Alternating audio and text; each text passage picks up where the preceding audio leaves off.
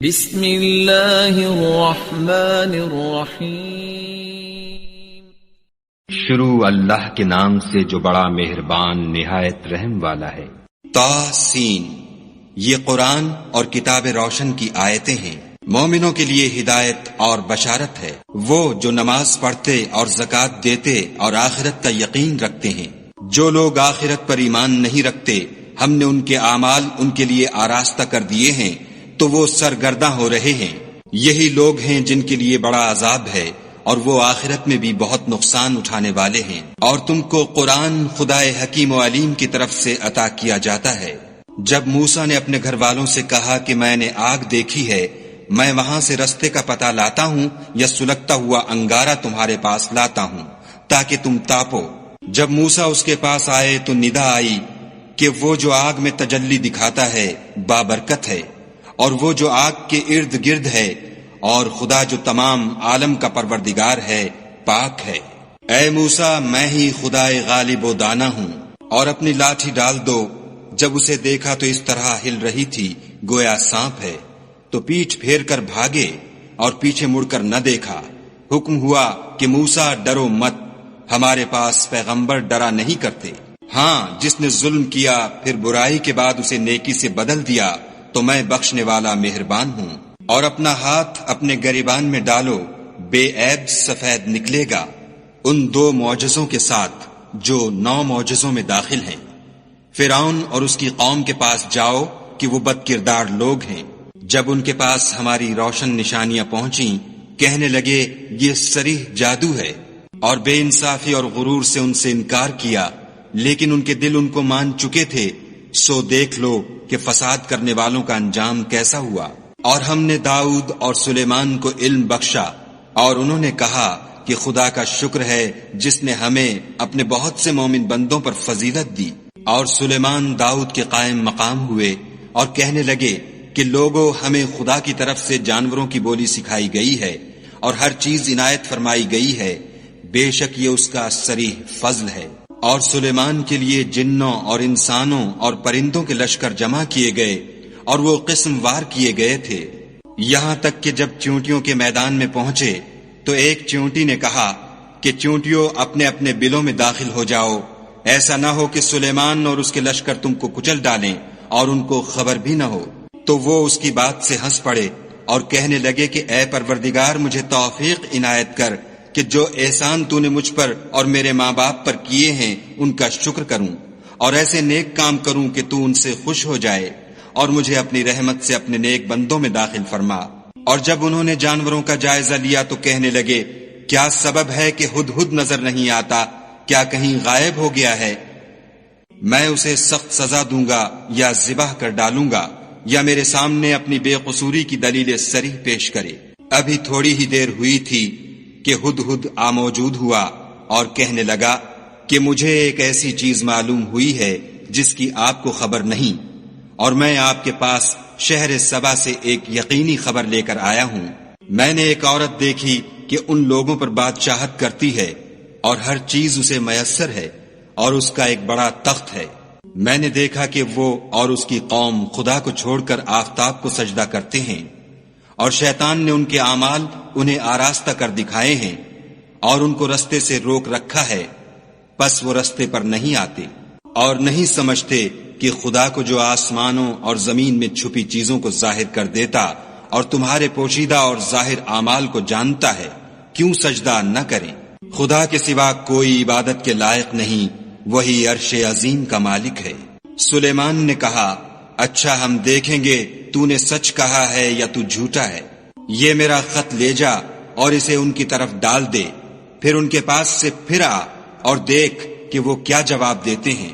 ملکہ نے کہا کہ دربار والوں، میری طرف ایک نامہ گرامی ڈالا گیا ہے، وہ سلیمان کی طرف سے ہے، اور مضمون یہ ہے کہ شروع خدا کا نام لے کر جو بڑا مہربان نہایت رحم والا ہے، بعد اس کے یہ کہ مجھ سے سرکشی نہ کرو اور مطیع و منقاد ہو کر میرے پاس چلے آؤ۔ خط سنا کر کہنے لگی کہ اے اہل دربار، میرے اس معاملے میں مجھے مشورہ دو، جب تک تم حاضر نہ ہو اور صلاح نہ دو میں کسی کام کو فیصل کرنے والی نہیں۔ وہ بولے کہ ہم بڑے زور آور اور سخت جنگجو ہیں، اور حکم آپ کے اختیار ہے، تو جو حکم دیجئے گا اس کے معال پر نظر کر لیجئے گا۔ اس نے کہا کہ بادشاہ جب کسی شہر میں داخل ہوتے ہیں تو اس کو تباہ کر دیتے ہیں اور وہاں کے عزت والوں کو ذلیل کر دیا کرتے ہیں، اور اسی طرح یہ بھی کریں گے۔ اور میں ان کی طرف کچھ تحفہ بھیجتی ہوں اور دیکھتی ہوں کہ قاصد کیا جواب لاتے ہیں۔ جب قاصد سلیمان کے پاس پہنچا تو سلیمان نے کہا، کیا تم مجھے مال سے مدد دینا چاہتے ہو؟ جو کچھ خدا نے مجھے عطا فرمایا ہے وہ اس سے بہتر ہے جو تمہیں دیا ہے۔ حقیقت یہ ہے کہ اپنے تحفے سے تم ہی خوش ہوتے ہوگے۔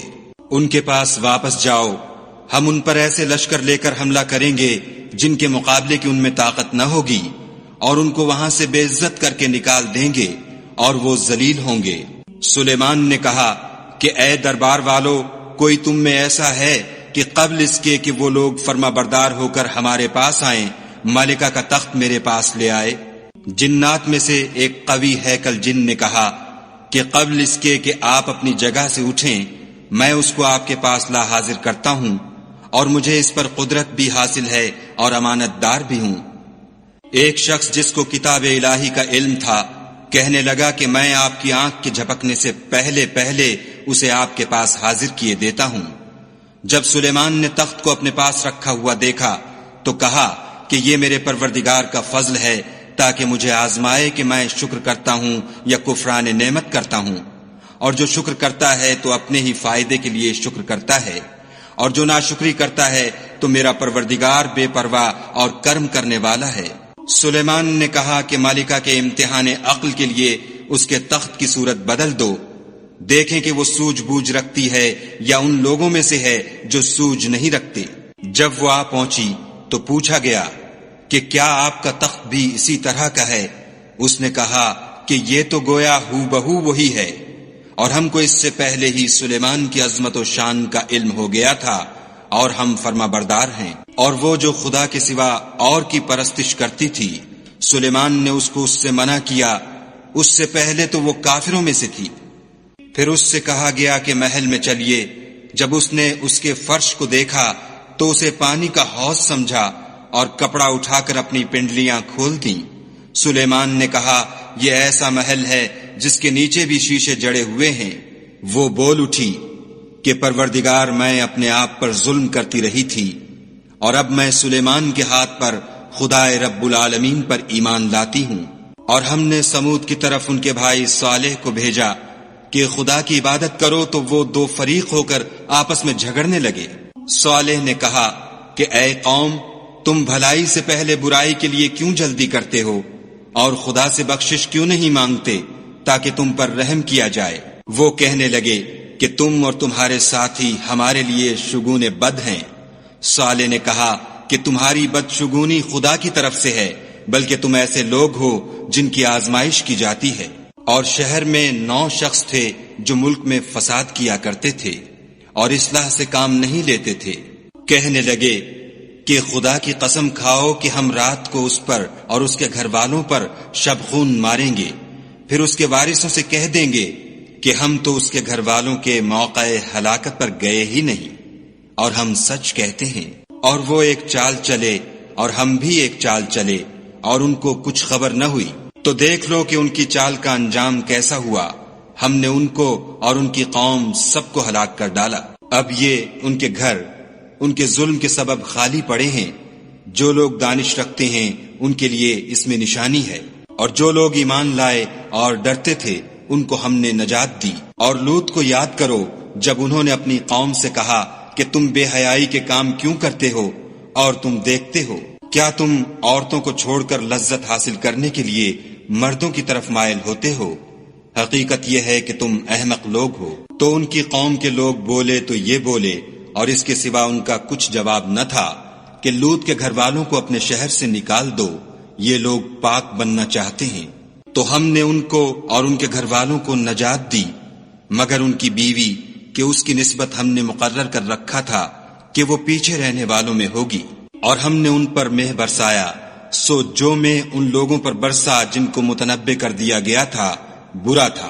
کہہ دو کہ سب تعریف خدا ہی کو سزاوار ہے اور اس کے بندوں پر سلام ہے جن کو اس نے منتخب فرمایا. بھلا خدا بہتر ہے یا وہ جن کو یہ اس کا شریک بناتے ہیں؟ بھلا کس نے آسمانوں اور زمین کو پیدا کیا اور کس نے تمہارے لیے آسمان سے پانی برسایا؟ ہم نے. پھر ہم نے اس سے سرسبز باغ اگائے. تمہارا کام تو نہ تھا کہ تم ان کے درختوں کو اگاتے. تو کیا خدا کے ساتھ کوئی اور بھی معبود ہے؟ ہرگز نہیں، بلکہ یہ لوگ رستے سے الگ ہو رہے ہیں. بھلا کس نے زمین کو قرارگاہ بنایا اور اس کے بیچ نہریں بنائیں اور اس کے لیے پہاڑ بنائے، اور کس نے 2 دریاؤں کے بیچ اوٹ بنائی؟ یہ سب کچھ خدا نے بنایا. تو کیا خدا کے ساتھ کوئی اور معبود بھی ہے؟ ہرگز نہیں، بلکہ ان میں اکثر دانش نہیں رکھتے. بھلا کون بے قرار کی التجا قبول کرتا ہے جب وہ اس سے دعا کرتا ہے، اور کون اس کی تکلیف کو دور کرتا ہے، اور کون تم کو زمین میں اگلوں کا جانشین بناتا ہے؟ یہ سب کچھ خدا کرتا ہے. تو کیا خدا کے ساتھ کوئی اور معبود بھی ہے؟ ہرگز نہیں، مگر تم بہت کم غور کرتے ہو. بھلا کون تم کو جنگل اور دریا کے اندھیروں میں رستہ بتاتا، اور کون ہواؤں کو اپنی رحمت کے آگے خوشخبری بنا کر بھیجتا ہے؟ یہ سب کچھ خدا کرتا ہے. تو کیا خدا کے ساتھ کوئی اور معبود بھی ہے؟ ہرگز نہیں. یہ لوگ جو شرک کرتے ہیں، خدا کی شان اس سے بلند ہے. بھلا کون خلقت کو پہلی بار پیدا کرتا پھر اس کو بار بار پیدا کرتا رہتا ہے؟ اور کون تم کو آسمان اور زمین سے رزق دیتا ہے؟ یہ سب کچھ خدا کرتا ہے. تو کیا خدا کے ساتھ کوئی اور معبود بھی ہے؟ ہرگز نہیں. کہہ دو کہ مشرکو، اگر تم سچے ہو تو دلیل پیش کرو.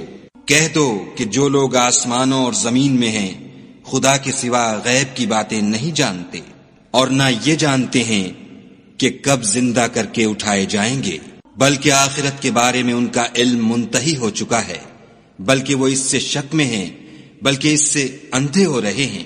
اور جو لوگ کافر ہیں کہتے ہیں کہ جب ہم اور ہمارے باپ دادا مٹی ہو جائیں گے تو کیا ہم پھر قبروں سے نکالے جائیں گے؟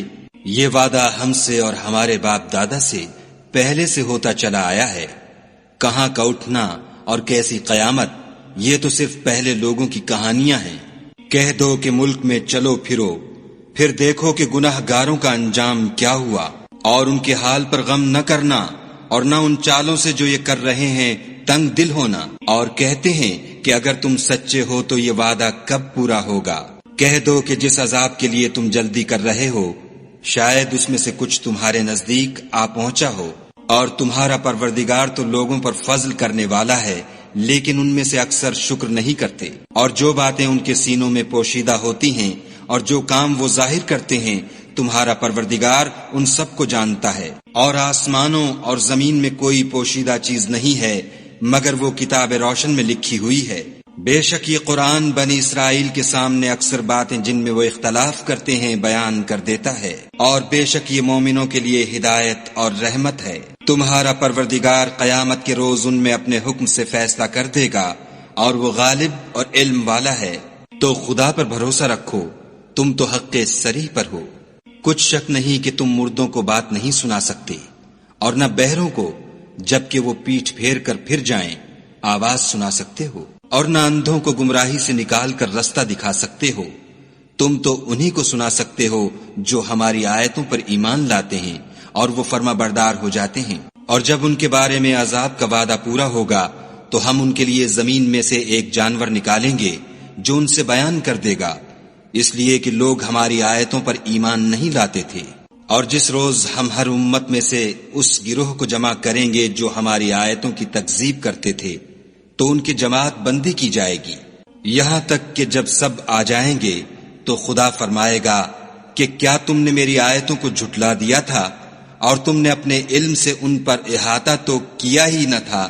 بھلا تم کیا کرتے تھے؟ اور ان کے ظلم کے سبب ان کے حق میں وعدہ عذاب پورا ہو کر رہے گا تو وہ بول بھی نہ سکیں گے. کیا انہوں نے نہیں دیکھا کہ ہم نے رات کو اس لیے بنایا ہے کہ اس میں آرام کریں اور دن کو روشن بنایا ہے کہ اس میں کام کریں؟ بے شک اس میں مومن لوگوں کے لیے نشانیاں ہیں. اور جس روز سور پھونکا جائے گا تو جو لوگ آسمانوں اور جو زمین میں ہیں سب گھبرا اٹھیں گے مگر وہ جسے خدا چاہے، اور سب اس کے پاس عاجز ہو کر چلے آئیں گے۔ اور تم پہاڑوں کو دیکھتے ہو تو خیال کرتے ہو کہ اپنی جگہ پر کھڑے ہیں، مگر وہ اس روز اس طرح اڑتے پھریں گے جیسے بادل۔ یہ خدا کی کاریگری ہے جس نے ہر چیز کو مضبوط بنایا، بے شک وہ تمہارے سب افعال سے باخبر ہے۔ جو شخص نیکی لے کر آئے گا تو اس کے لیے اس سے بہتر بدلہ تیار ہے، اور ایسے لوگ اس روز گھبراہٹ سے بے خوف ہوں گے۔ اور جو برائی لے کر آئے گا تو ایسے لوگ اوندھے منہ دوزخ میں ڈال دیے جائیں گے۔ تم کو تو انہی اعمال کا بدلہ ملے گا جو تم کرتے رہے ہو۔ کہہ دو مجھ کو یہی ارشاد ہوا ہے کہ اس شہر مکہ کے مالک کی عبادت کروں جس نے اس کو محترم اور مقام ادب بنایا ہے، اور سب چیز اسی کی ہے، اور یہ بھی حکم ہوا ہے کہ اس کا حکم بردار رہوں، اور یہ بھی کہ قرآن پڑھا کروں۔ تو جو شخص راہ راست اختیار کرتا ہے تو اپنے ہی فائدے کے لیے اختیار کرتا ہے، اور جو گمراہ رہتا ہے تو کہہ دو کہ میں تو صرف نصیحت کرنے والا ہوں۔ اور کہو کہ خدا کا شکر ہے وہ تم کو عنقریب اپنی نشانیاں دکھائے گا تو تم ان کو پہچان لوگے، اور جو کام تم کرتے ہو تمہارا پروردگار ان سے بے خبر نہیں ہے۔